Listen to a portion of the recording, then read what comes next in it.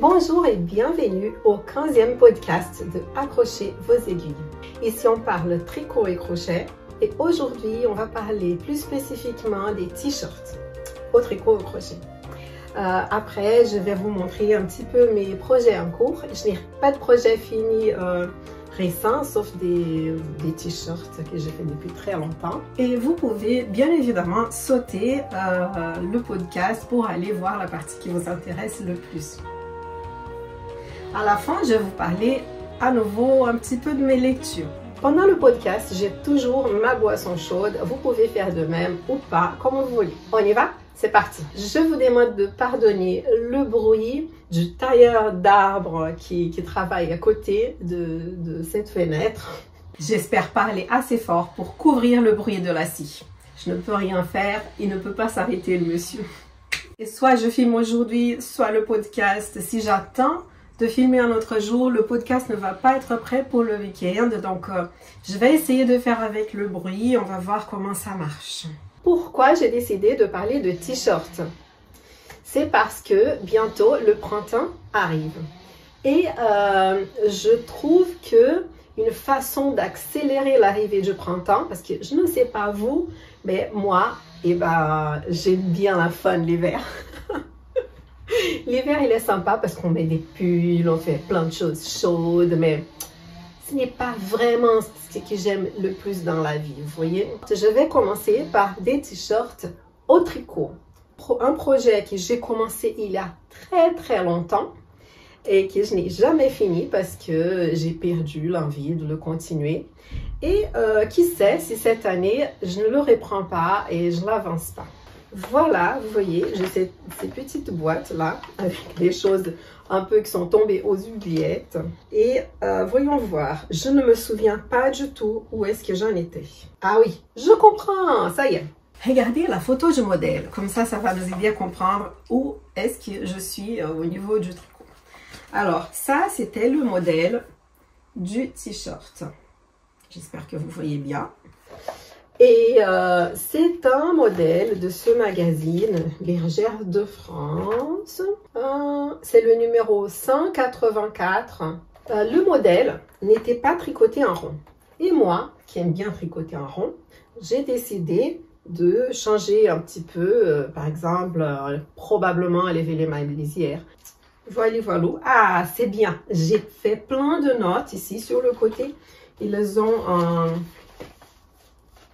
Je ne vais pas vous montrer le patron, mais voilà, j'ai fait plein d'annotations. Donc, j'ai fait plein de règles de 3. Non, donc, en fin de compte, j'ai même fait 4 cm de moins sur le devant et 4 cm de moins sur le dos. J'ai fait la partie du bas du t-shirt en rond.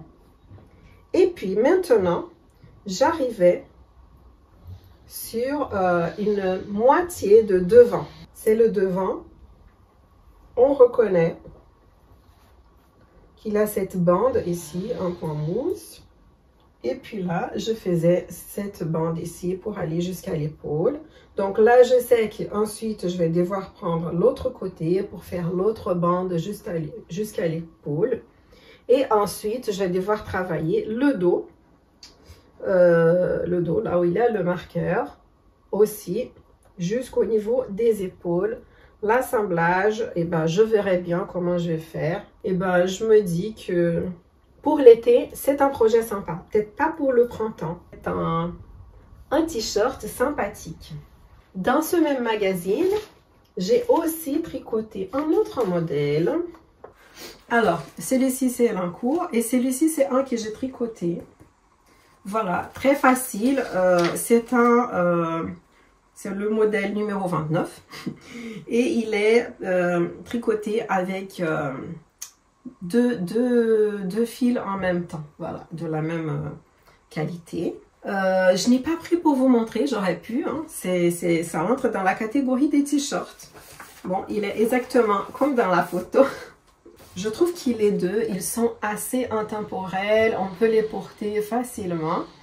C'était la reflet pour faire le t-shirt rouge.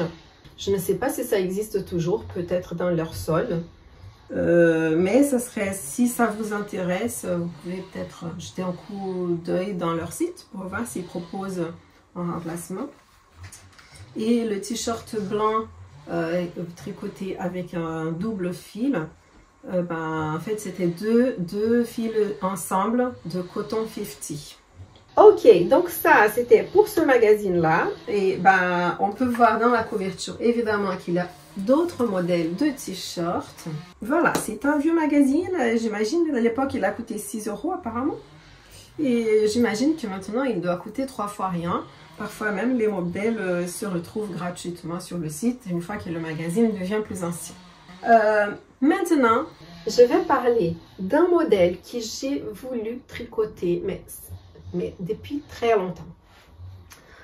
Quand j'étais encore débutante au tricot, à l'époque où j'ai appris le tricot, je fréquentais un magasin, une mercerie, où il y avait des laines de très bonne qualité et le conseil était aussi au top. Ça s'appelle Argyle Yarn Shop, si je ne me trompe pas. C'est au Brooklyn. Et donc là-bas, on m'avait conseillé ce patron. Où est-il? Alors, il s'agit du modèle Gemini. Je vais aller chercher la fiche pour pouvoir en parler. Gemini, c'est un t-shirt qui peut être porté dans les deux sens.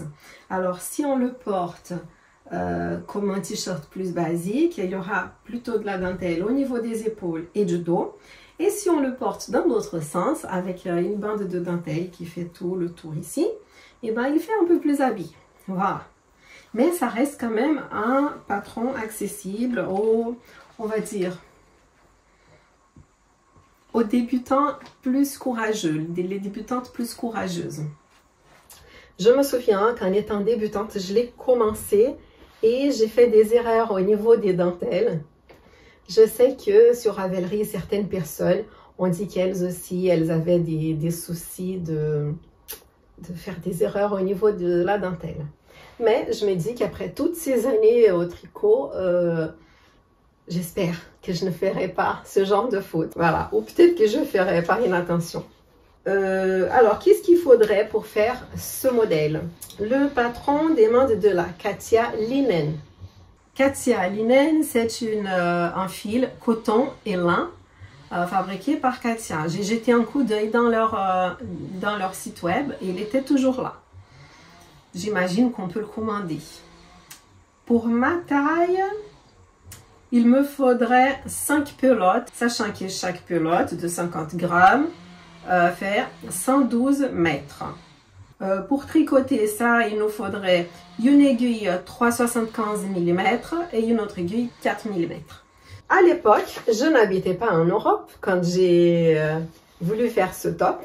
Et donc, même si ici, évidemment, j'aurais acheté le patron demandé puisque c'est une laine, enfin un fil européen. À l'époque, j'étais aux États-Unis. Alors, j'ai acheté des pelotes de ce fil Panama de Rowan. Fou, ça s'est totalement effacé. Je ne sais pas si j'avais acheté d'autres choses avec. Je sais qu'au total, j'ai payé 55,68 $. Voilà. Et dans mon sac, j'ai 1, 2, 3, 4, 5 pelotes de 50 grammes de ce fil Panama qui a l'air tout doux et qui est fait avec 55% de viscose, 33% coton et 12% lin. Voilà, c'est vraiment un très joli fil. Je l'ai acheté pour faire ce top et donc j'ai l'intention de le faire. Une autre idée de top, dans ce magazine laine, hein, c'est le magazine d'automne, donc c'est la mi-saison, il y a ce magnifique t-shirt de Olga Putano.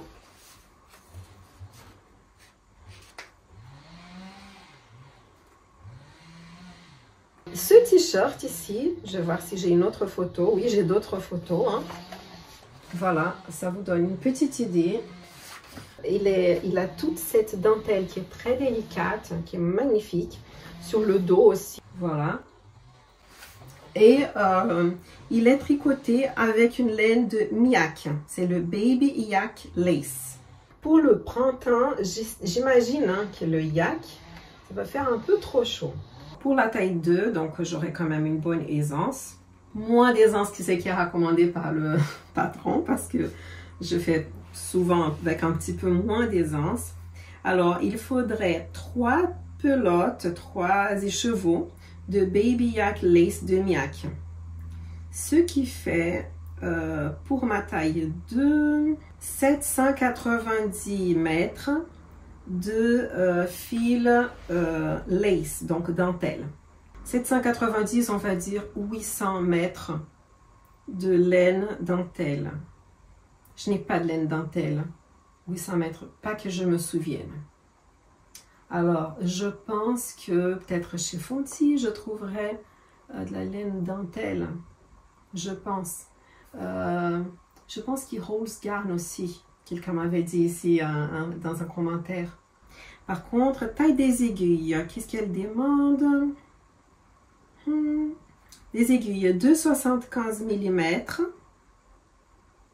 et de 25 mm aussi, sûrement pour les bords-côtes. Donc voilà aussi une magnifique idée de top manche courte et qui entre dans la catégorie des tops qu'on peut utiliser avec des jeans, avec des jupes, sur des robes. Voilà, je trouve qu'il reste quand même un grand basique. Ok, pour le top de Olga Putano, quelles sont les autres idées? Voilà, toutes mes idées, j'ai imprimé les fiches. Première idée que j'ai trouvée sur Ravelry, et là je bois un petit peu de ma boisson.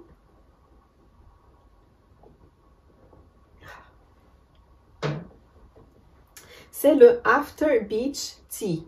Donc le t-shirt pour mettre après la plage de Emily Louise. Comment s'appellent les designs d'Emily?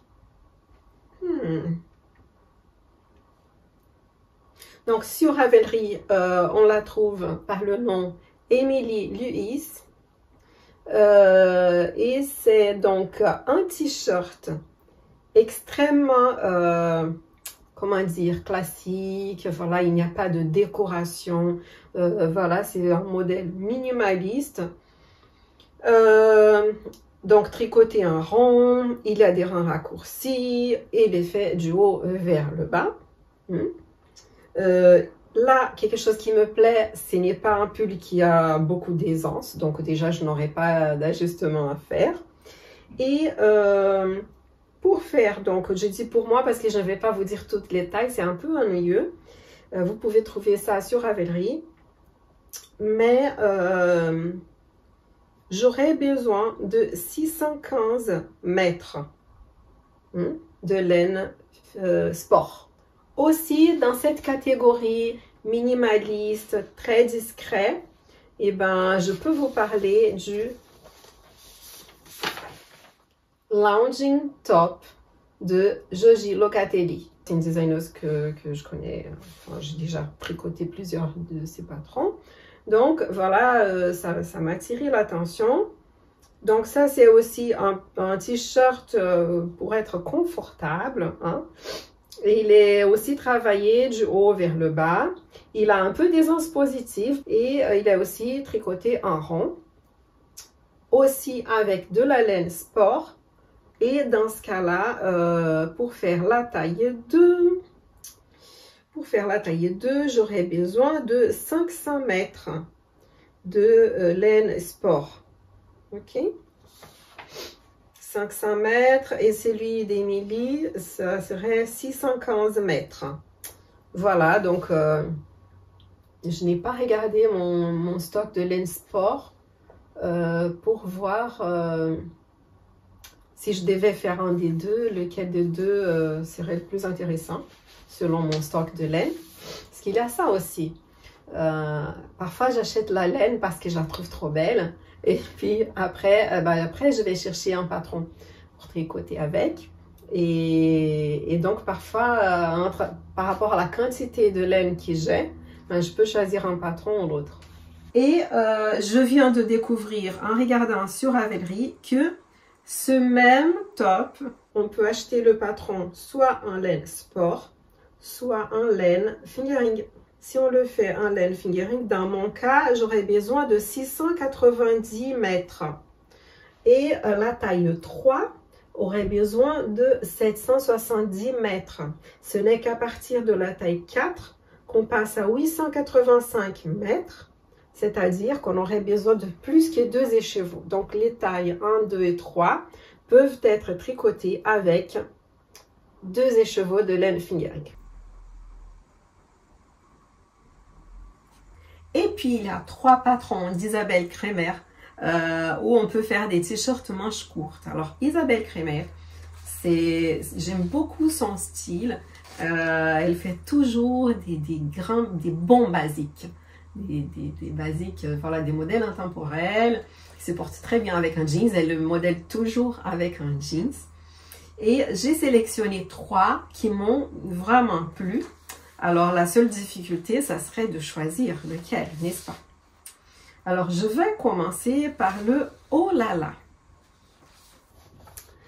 Le Oh là là, donc il est aussi tricoté en rond, du haut vers le bas. Hein. On peut le faire manche courte ou manche longue. Il a de l'aisance positive. Et pour le faire, il me faudrait pour la taille 2, 798 mètres. Sachant que c'est de la laine fingering et que chaque écheveau de laine fingering a normalement, le plus souvent, 400 mètres, ça veut dire que pour ma taille 2, je peux faire ce top avec 2 écheveaux. Ça, c'est formidable. Il est un peu plus chic. Vous voyez, dans un style où c'est un peu plus chic. Après, on peut être chic et mettre ce top magnifique hein, avec la bande en dentelle, avec son jeans. Il n'y a aucune interdiction de porter de la dentelle avec du jeans. Au contraire, moi, j'aime bien mettre un peu du chic avec du jeans. En plus, j'aime bien parfois mettre je n'aime pas porter des scarpins, des chaussures à talons. Mais si on n'a pas besoin de marcher beaucoup, je trouve que ça fait très joli. Alors... donc ça c'était le Oh là là, voilà, c'est le top chic, hein, c'est Oh là là d'Isabelle Kremer. Donc je vous ai dit 798 mètres, 2 écheveaux, n'est-ce pas? Ensuite, il y a alors là, le nom du t-shirt c'est Cloudsley. Et ce top, il est aussi fait avec de la laine fingering. Les aiguilles, ce sont toujours les mêmes, hein, 3,5 et 3,25 pour les 3 tops de Isabelle Kremer. Et celui-ci, il utilise un peu moins de laine dans sa version manche courte, 760 mètres, donc un tout petit peu moins que le Oh là là. C'est un t-shirt qui a été fait sur Ravelry 1143 fois seulement, vous imaginez un peu. Et le troisième t-shirt de Isabelle Kremer qui est très joli, c'est le Dingley Dale. Dingley Dale. Donc lui, il est aussi tricoté avec de la laine fingering, sauf que en 2 couleurs. Alors, pour la première couleur, il faudrait 425 mètres. Ça, franchement, c'est la chose qui me refroidit un peu. Pourquoi? Parce que 425, ça fait un tout petit peu plus qu'un écheveau. Alors que dans l'autre couleur, c'est 391. J'aurais envie de dire, ça ne devrait pas me freiner par rapport à ce pull. Pourquoi? Vous savez, je suis une personne de taille petite.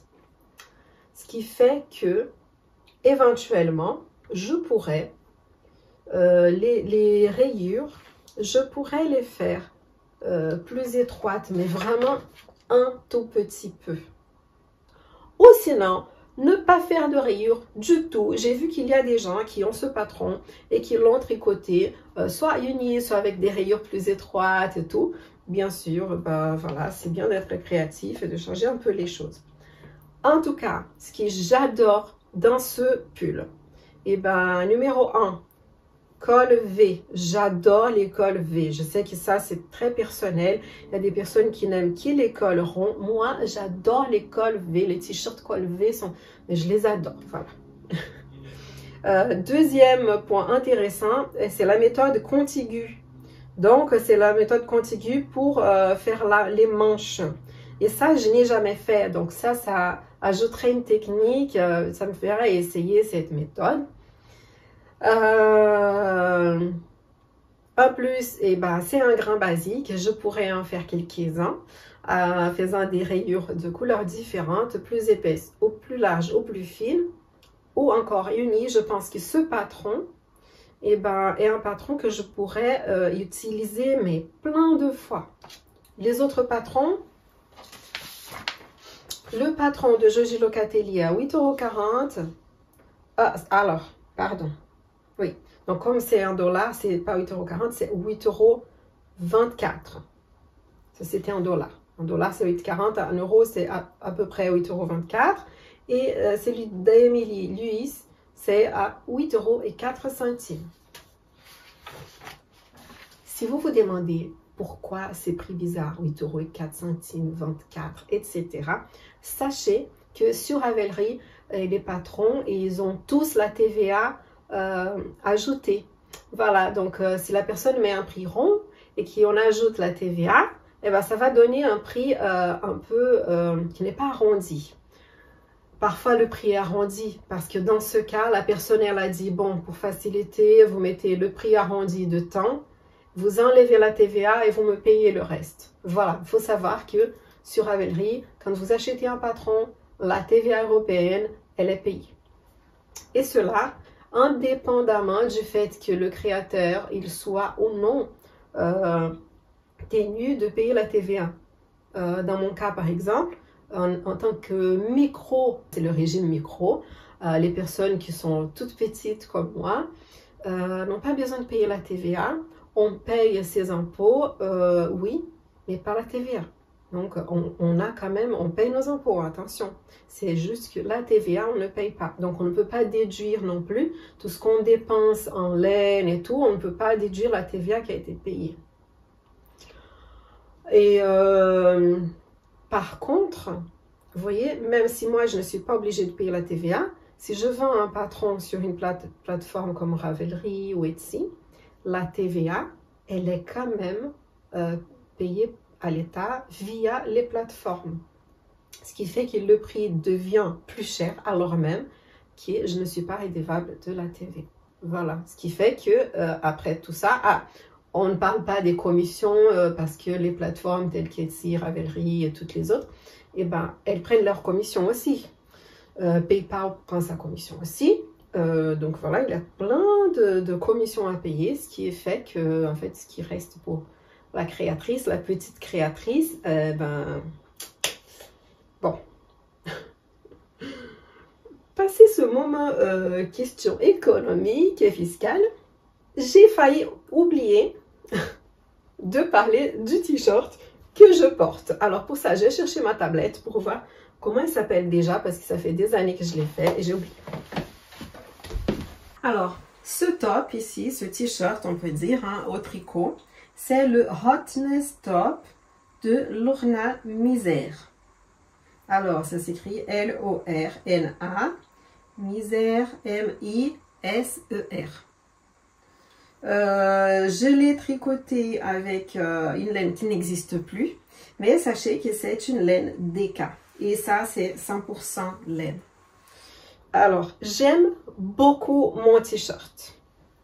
Il est chaud. La laine, c'est du mérinos français. Donc, c'est une laine qui tient bien le coup. Voilà, je trouve que on peut l'utiliser très facilement, sauf quand il fait vraiment très chaud. Mais cette laine, c'est une laine qui respire bien. Et même quand il fait un peu chaud, on n'est pas, voilà, ce n'est pas désagréable. Donc voilà, faire un t-shirt en laine, c'est quelque chose que je trouve intéressant. Ça, c'était un patron qui est gratuit. Et il se trouve dans le site Yarnspiration. Donc, c'est un site d'un grand fabricant de laine et des outils.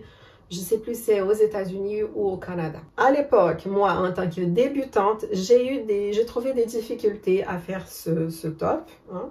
Et je voulais vous montrer une chose, c'est que selon la taille choisie, j'ai l'impression, on a plus ou moins de dentelle. Ce que j'aime dans ce patron, oui, la dentelle elle est jolie et tout. C'est de la laine d'éca, ça se tricote vite, c'est assez épais. Donc, il y a plein de points positifs. Et je trouve que la manche, elle est très réussie. Je me souviens qu'elle était très facile à tricoter aussi. Voilà. Ce qui avait été peut-être un peu compliqué à l'époque, c'était peut-être la dentelle. J'ai eu peut-être un petit peu de mal côté dentelle ou pour ajouter la bande d'encolure, peut-être, si je ne me trompe pas. J'avais trouvé ça, eu une difficulté ou deux. Mais grosso modo, vous voyez, moi je l'ai tricoté, j'étais encore débutante, on va dire une débutante avancée. Et le résultat, il est là, donc voilà.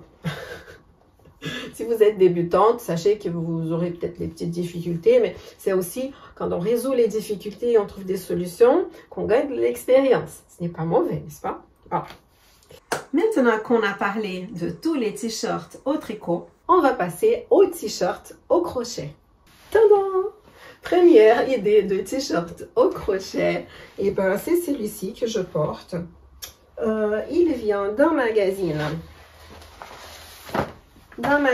Katia. Et le voilà, le top. Donc, vous voyez, si jamais vous ne voyez pas sur moi, puisque je suis assise, il y a des cerises ici, les 3 cerises avec des feuilles, voilà. Et là, je dirais, c'est vraiment un modèle un peu plus estival. La laine n'est pas 100% coton. Alors, ok, en été, quand il fait très chaud, oui, éventuellement, on peut trouver que ça chauffe un petit peu. Mais autrement, vu le point très ajouré, un filet, c'est plutôt, bon, on a besoin d'un petit débardeur en dessous ou quelque chose pour nous tenir un peu plus au chaud. Alors, quel est mon bilan par rapport au t-shirt? Eh ben, il s'est crocheté facilement, ce n'est pas un patron compliqué. Il y a par contre quelque chose que j'apprécie un peu moins, c'est le fait que la manche, elle gondole un petit peu. Voilà, ça gondole un peu. Il faudrait peut-être que je fasse une couture un peu plus haut pour que cette manche soit, qu'elle ne gondole pas. Voilà. Bref. J'ai ce petit souci. Peut-être faire un bord, ajouter un bord, et puis je ne sais pas. Voilà. Dans leur modèle, dans le magazine, ça ne gondole pas du tout. Hein. C'est que le mien. Voilà. Donc ça, c'est une idée de t-shirt au crochet. Mais comme vous voyez, ce n'est pas un t-shirt super chaud, n'est-ce pas? Alors, un peu plus mi-saison, je voudrais vous montrer ce t-shirt ici. C'est le Zigzag Tee de Lila Bjorn Crochet. Il faut de la Sheepy's Woolly Wool. C'est un cake de 1000 mètres, d'accord? Et elle a utilisé la couleur Bubblegum Centre, c'est 477. Et la deuxième laine, c'est la Sheepy's Woolly Wurlet, qui a 70% coton, 30% laine comme la première, sauf que elle est une pelote de 100 grammes pour 450 mètres ou un cake, je ne sais pas. Ok, et dans la couleur Bubblegum. Donc il faudrait, dans mon cas, il me faudrait une de chaque. Voilà. Des crochets 3 mm et 2 mm. Ok. Il a de l'aisance positive, entre 5 et 10 cm d'aisance positive au niveau du buste. Moi, j'aurais mis 5, n'est-ce pas?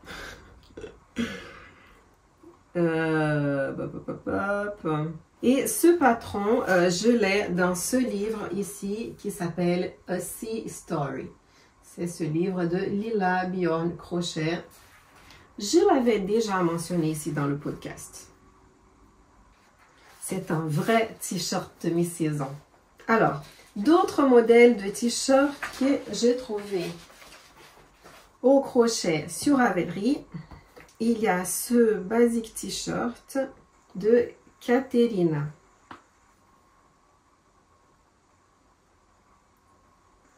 Donc, vous le trouvez sur Ravelry. Il coûte 5,40 € sur Ravelry.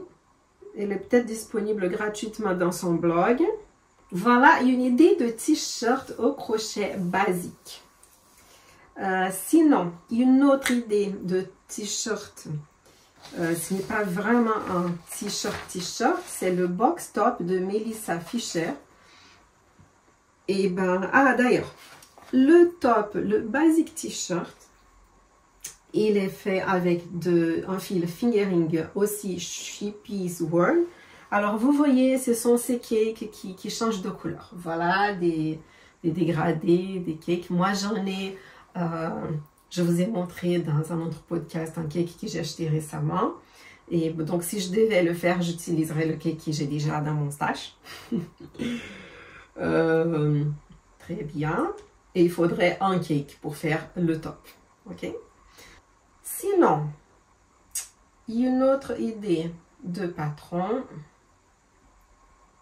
c'est le box top de Woods & Woo.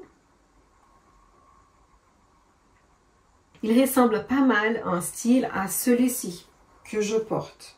Alors, si vous remarquez bien, sur le dos de celui-ci, où il n'y a pas la cerise, on retrouve des rayures. Ce ne sont pas les mêmes rayures qui est dans le box top, mais ça reste quand même assez proche. Je trouve qu'il a un look un peu plus fini côté manche, le box top. Mais sincèrement, sachant que j'ai déjà un modèle qui est un peu dans ce style-là, je ne vois pas pourquoi j'aurais besoin d'un nouveau modèle. Donc, ce patron, il est disponible sur Ravelry à 9,60 €, ce qui correspond à environ 9,42 €. Et c'est un patron de Woods & Woo. Donc, ça, c'était sur Ravelry. Et puis, si vous vous souvenez, et ben, quand cet été, j'ai crocheté ce top de Bergère de France. Voilà, celui de la couverture même que j'ai fait avec du rose. Alors, par contre, je ne pense pas que ça entre dans la catégorie des tops basiques. Vous voyez, dans la mesure où il est très coloré. Mais on peut très bien le faire dans une seule couleur si on veut quelque chose d'un peu plus discret et intemporel. Ça, c'était la partie t-shirt. Maintenant, je vais vous montrer mes projets en cours. Alors, mes projets en cours. Mes projets en cours, ils sont ici. Donc, il y a mon pantalon. Mon pantalon style jogging. Crush Cable Joggers, non? Je pense. Alors, il avance, il avance, il avance. Je vous montre. Hop. Alors, le devant, il est là, puisqu'il y a la sortie du cordon, n'est-ce pas? Et j'ai l'impression que j'ai déjà travaillé assez et que je vais bientôt pouvoir commencer les deux jambes. Si je ne me trompe pas, en me mesurant, je fais à peu près la même taille ici. Comment on appelle ça? En anglais, ça s'appelle crotch. En portugais, ça s'appelle gancho. Mais en français, je ne sais pas. Cette mesure ici du nombril jusqu'au point ici où on sépare entre les deux jambes. Comment ça s'appelle? J'ai oublié. Alors, apparemment, je devrais faire à peu près la même taille ici que la designeuse. Et donc, si je ne me trompe pas, eh ben, je vais pouvoir séparer pour les deux jambes. Pour l'instant, très simple. Projet très simple à faire. Hein. Projet, oui, accessible aux débutants, débutantes. Voilà. L'autre projet au tricot, ce sont les chaussettes pour mon fils. Alors, il chausse du 33. J'avoue que je ne sais pas exactement combien de centimètres j'ai fait avant de mettre les lignes ici, les fils pour le talon après coup. Ce que j'ai fait, c'est que j'ai essayé ça sur ses pieds. Donc, il a enfoncé ses pieds là. Et puis, comme ça, voilà, je n'ai pas suivi une taille précise. Je pourrais vous dire si j'avais un mètre ici, n'est-ce pas? Est-ce que j'ai un mètre quelque part? Et bah non, bêtement, parce qu'il est mon mètre. Et ah, il est là. Mon mètre. Voyons voir. Donc, selon mon mètre, ici,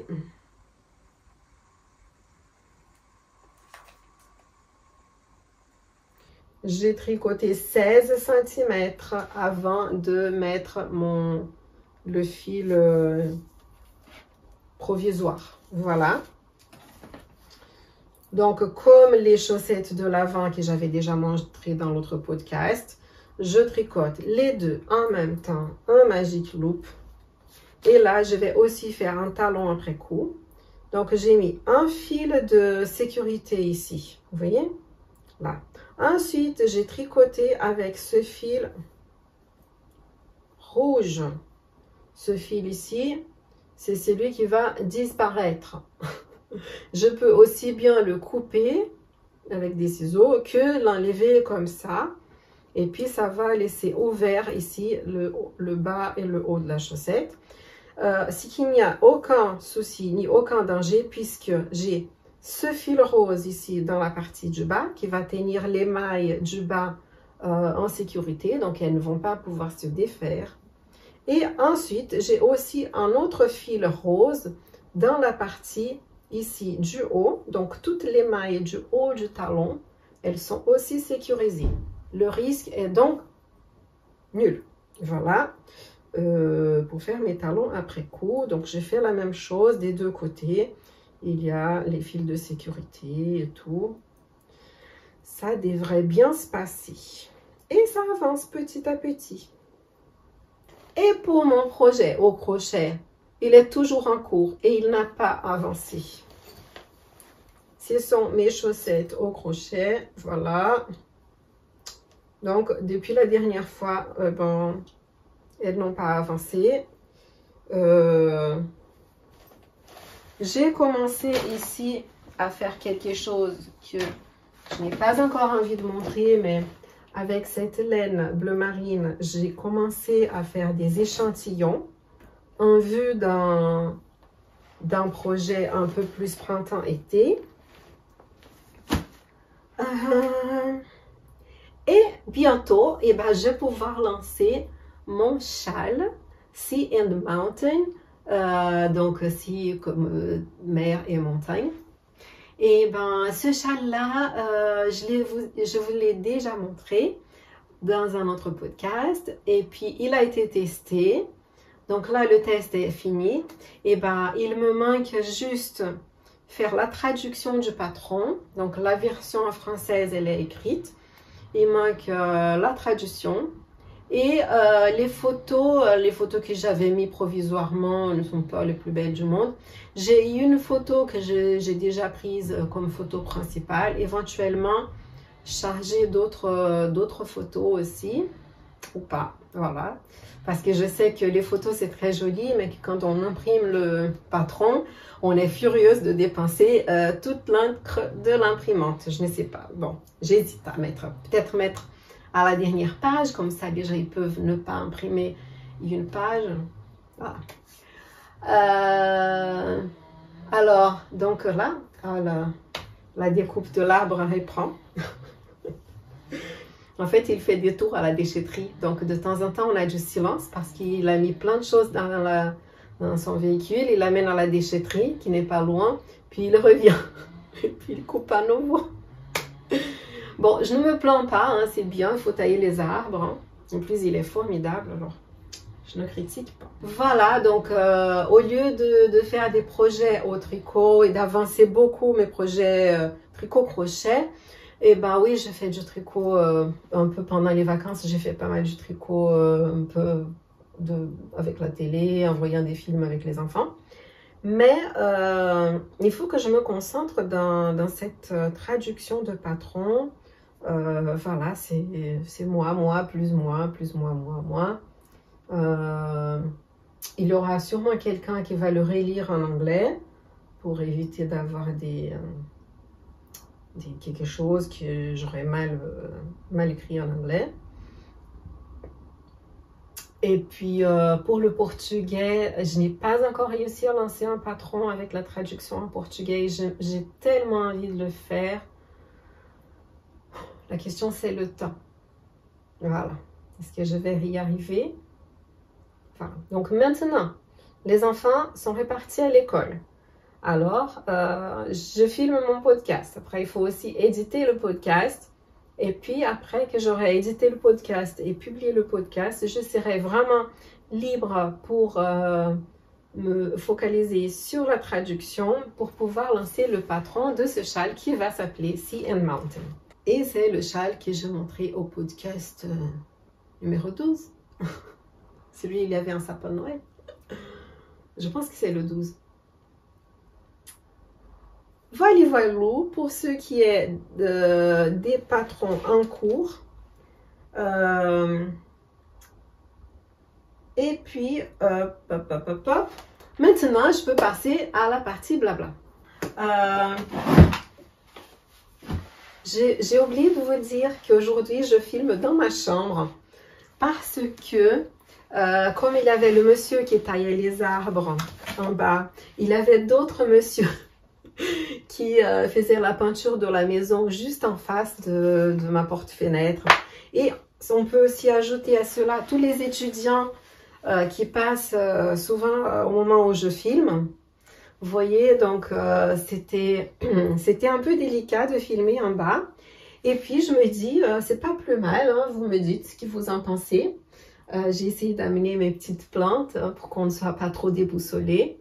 Voilà, donc ici je suis dans le coin fenêtre de ma chambre et je me demande si ce n'est pas plus simple de filmer ici qu'en bas. Voilà, il y a peut-être un setup plus simple mais aussi plus rapide pour filmer. Voilà. À la limite, j'aurais voulu filmer dans mon atelier. Mais comme ma bonne résolution du début de l'année de ranger l'atelier n'a pas encore été mise en pratique, bon, je suis déjà en train de filmer. Le rangement de l'atelier, il viendra, c'est sûr, mais voilà, chaque chose a son temps.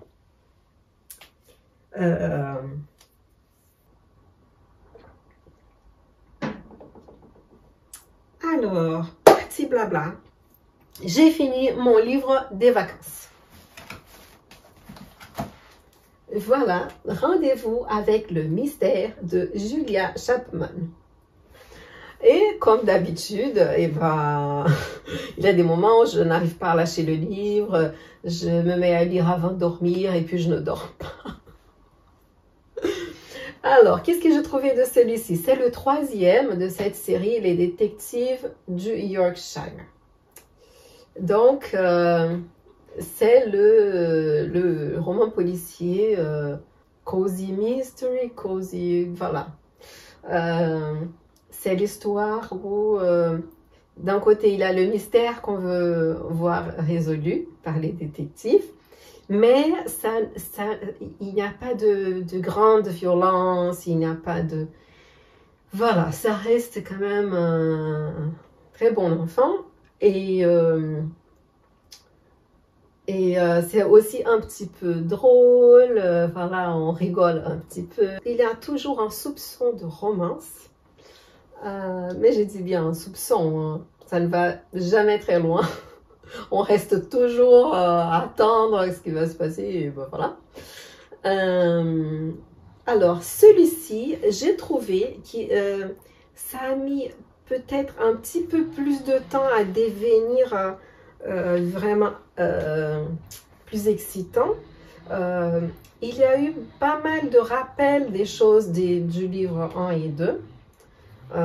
Donc, si on vient de lire le 1 et le 2, il y a toujours des petits rappels, des choses qui sont importantes à savoir, de telle sorte à ce que les personnes qui tombent directement sur le 3 et qui n'ont pas lu le 1 et le 2, eh ben, ils comprennent un petit peu le contexte. Voilà. Je comprends, c'est bien pour ceux qui n'ont pas lu le 1 et le 2, mais moi, perso, j'ai lu le 1 et le 2, donc voilà. S'il y a des détails qu'on aurait pu s'en passer, à la limite, on devrait faire. On devrait faire les livres, collection, je lis les choses dans l'ordre, comme ça on n'a pas besoin de répéter quoi que ce soit. Collection, je lis dans le désordre, et puis voilà, comme ça on a des rappels et des rappels et des rappels, vous voyez? Bon, alors ce qui s'est passé dans celui-ci, c'est qu'il y a donc une dame qui décède et qui laisse son fils, c'est son héritier, elle laisse un testament, et là, le notaire découvre que dans le testament, cette dame laisse la moitié de ses biens à sa fille. Or, la fille est déjà morte. Et donc, le notaire, il va demander au détective du Yorkshire de retrouver, tout simplement, d'aller chercher où se trouve le certificat de décès de cette fille qui est déjà décédée. Et donc, la recherche de ces certificats de décès va être évidemment beaucoup plus longue que prévu, n'est-ce pas? Et puis, et entre deux, on va découvrir plein de choses sur toujours le passé du village, les choses qui se passaient, les mystères que certains veulent qu'ils restent cachés. Et voilà, et les détectives, ils commencent à retourner le passé pour résoudre le mystère du certificat de décès qui personne ne sait où il est, personne n'arrive à trouver. Voilà donc pour ce troisième tome de Les détectives du Yorkshire. J'ai commandé un livre sur internet, un livre d'occasion, et il est arrivé. Alors je vais vous le montrer. Pourquoi je l'ai commandé? Il n'est pas super tout neuf, hein? Pourquoi je l'ai commandé? Tout simplement parce qu'il s'appelle The Friday Night Knitting Club. It's fun to stitch and bitch. Alors, quand j'ai vu le titre, la partie du bas, j'ai dit, est-ce que je vais aimer? Est-ce que ça, c'est vraiment mon style? Je ne sais pas.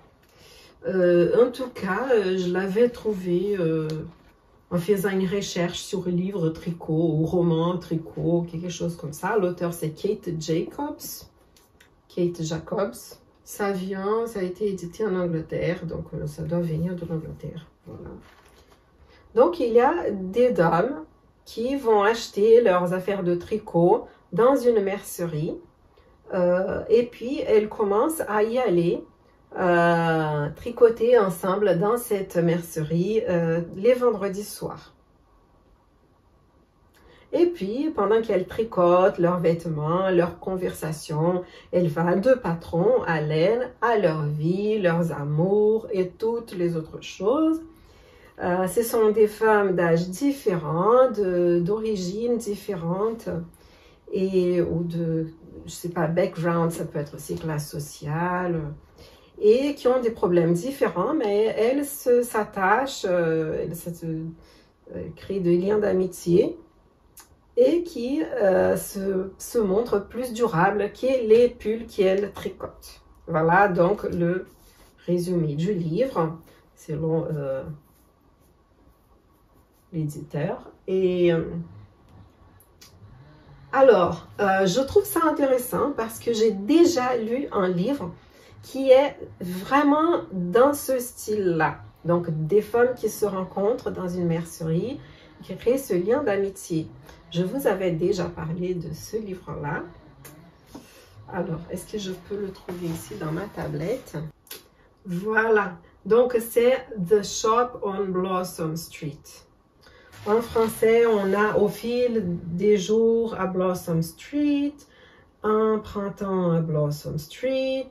Donc, le premier en 2004, c'est Un printemps à Blossom Street. Puis ensuite, il y a Au fil des jours à Blossom Street. Et puis, il y en a d'autres aussi qui viennent après. Retour à Blossom Street en 2007. Alors, donc ces livres de Debbie Macomber, que moi j'ai lu en anglais, mais vous voyez, ça existe aussi en français. Et c'est exactement ça. Ce sont des dames qui se rencontrent dans une mercerie et qui deviennent très amies, très proches. Alors, j'espère qu'ils seront très différents, n'est-ce pas? Celui-ci, c'est un livre de 2007. Voilà, donc il est postérieur au livre de Debbie Macomber. Mais, de toute façon, ce que je me dis, c'est que ça parle de tricot, ça parle de fin. Et puis, voilà, ça va m'amuser. Et puis, je vous tiendrai au courant. Je ne vais pas le lire tout de suite parce que avant les vacances, j'avais commencé un livre et puis je l'ai mis en pause. Donc là, j'ai lu Les Détectives du Yorkshire. Je vais finir de lire mon Melissa d'Acosta. Et puis après, je vais passer à celui-là. Voilà. Et puis, je vous tiendrai au courant. Alors, je voulais vous dire merci d'être là. Et merci pour tous les commentaires super gentils qui ont été laissés lors du dernier podcast. Et parfois, il y a des commentaires qui arrivent sur les podcasts d'avant aussi. Je les lis avec beaucoup de plaisir. Ça me fait vraiment chaud au cœur. Vous êtes adorables. Merci beaucoup pour aujourd'hui. Je continue à jouer mon petit jeu. Si vous voulez laisser un petit message avec des t-shirts, voilà, il y a donc t-shirt manche courte, chemise manche courte, voilà, comme emoji. Qu'est-ce que vous en pensez? Ce n'est pas compliqué à trouver. Donc ça serait notre petit code déjà qui regarde jusqu'à la fin. Merci beaucoup, vous êtes vraiment, ça m'apporte de la joie de lire vos commentaires, de savoir que vous êtes là, que vous êtes fidèles au rendez-vous, ça me donne envie de l'être aussi. Et si vous n'êtes pas encore abonné, abonnez-vous, laissez-moi un petit like, hein. Ça aide le podcast à devenir plus connu parce que si les gens ils aiment ma vidéo, et cette vidéo va être proposée à d'autres personnes. Et puis, voilà, il y a d'autres personnes qui vont regarder le podcast comme moi. Encore merci et à très bientôt. Je ne sais pas pourquoi j'ai l'impression d'oublier quelque chose que j'avais à vous dire.